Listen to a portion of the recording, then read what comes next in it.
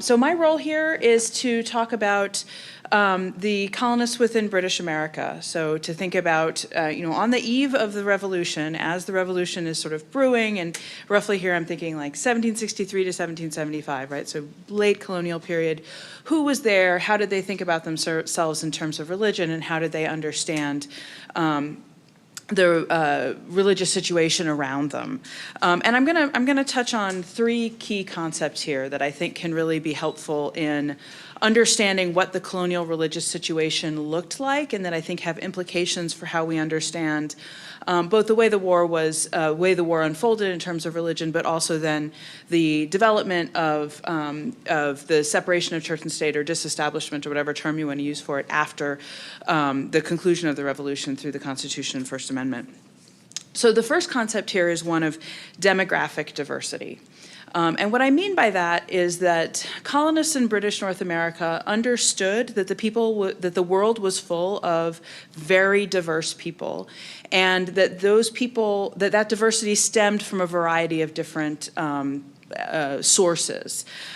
First, and probably most important, a full 200 years into the European colonial endeavor, British Protestants were familiar with concepts around racial diversity and what they meant in terms of Protestantism, right? So at the very beginning of, just to reiterate what Sandy just said, at the very beginning of the colonial era, European colonists did not really have a concept of who these people they encountered in North America were, North and South America, and how they would fit into a Christian worldview, because the Christian Bible does not discuss the people of North America directly.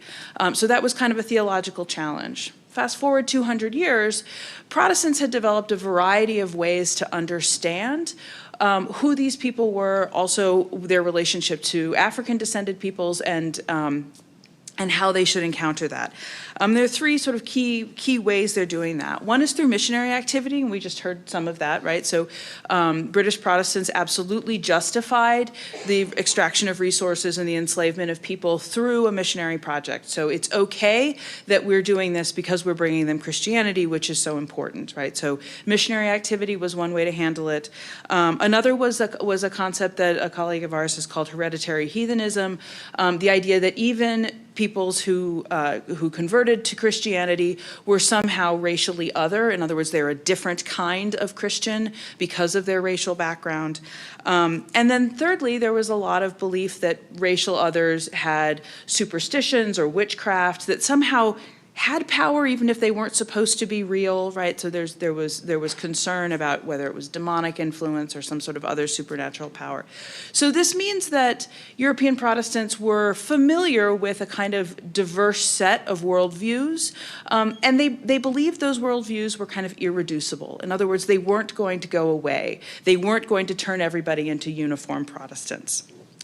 A second kind of demographic diversity is the diversity between Protestants and Catholics. So the British Protestant endeavor is very much in its origins a counterattack against Catholic colonialism, against the idea that the Spanish and the French were going to make the whole world Catholic, and that was actually the wrong religion, and it had to be fought against. That was manifest very powerfully in the colonial era, with wars between Protestants and Catholics, which incorporated Indigenous peoples as well, and sort of convinced Protestants that Catholics were a religious threat, also a sort of irreducible threat. Catholics didn't seem to be going away anywhere quickly. But then they were also familiar with Catholics within the fold. There were a significant number of English Catholics in Maryland, and then there were also German Catholic migrants to places like Pennsylvania. And so they, at the same time, managed prejudice against global Catholics and having Catholics around them, knowing that, this person, if I walk in their house, I'm going to see probably physical objects that represent Catholicism. So that was present as well. And then the third kind of demographic diversity is Protestant immigration, right? So there were a lot of Protestants who immigrated to the colonies who were not a part of whatever the dominant denomination in each place was. And so that meant if you were in Virginia, and most people were members of the Church of England, there were also going to be Presbyterians. There were also going to be Quakers, people who migrated legally, were loyal to the British Crown, and you weren't supposed to try to convert them because they were okay with what they were, but they were something different, right? And so British colonists on the eve of revolution had an awareness that the world was really diverse in terms of religious groups. That's the first concept. The second concept is diversity by schism. And what I mean by that is that the colonists also experienced, over the course of the colonial period, a lot of religious upheaval. And we associate most of this with the waves of revivals and awakening that start in the mid-18th century. So in every part of the colonies, Protestant denominations divided over issues of revivalism. But these divisions were not peaceful. This is actually schism. And schism is not something that Christian churches generally seek. Usually there's an idea that, there's one united church, there's one right way to be. And if your congregation divides, that means somebody's on the wrong path. And either you have to eject them or you have to deal with the challenge that presents. So that diversity by schism caused major challenges to Americans. It changed laws. It pushed people to combat their neighbors, to invoke law to combat their neighbors. It caused a lot of religious disruption. Most of that happened in the sort of 1740s through 1760s. By the time we get close into the revolution, that wave has kind of subsided. And that means that in addition to being used to diversity that comes from sort of irreducible categories, people had also become used to diversity that was painful and diversity that maybe we should just let it be because it's so painful. That's a second route to accommodating one another. When we put these two concepts together, right, diversity by schism and diversity by immigration, I think it really helps us understand why, when we get to the period starting in 76 with the new state constitutions and up through the First Amendment, where states, as they're figuring out what their new religious laws are going to be, and this happens all at the state level initially, that they pretty universally go to a place of free exercise without much trouble. Virtually every state is able to say, we want to protect free exercise of religion because they don't want conflict with their neighbors over religious issues. They've seen it be painful, and they've also accepted it's not going to go away. So free exercise is a fairly easy concept for folks to come to.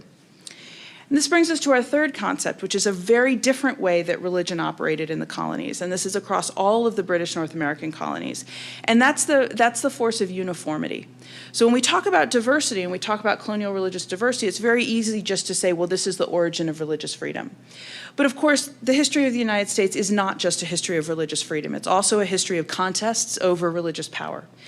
And we see the origins of a lot of that in colonial law that enforced a kind of trans-imperial, across the entire empire, kind of uniformity, but a kind of uniformity through diversity. So for this, we have to go to the Glorious Revolution at the beginning of at the end of the 17th century and the sort of aftermath of the beginning of the 18th century.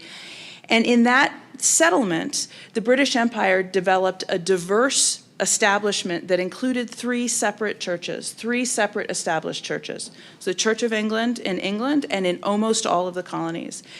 The Presbyterian Church is the established Church of Scotland, and then New England it inherited from an earlier era of colonization a Congregationalist establishment, which the British accepted as a legitimate establishment.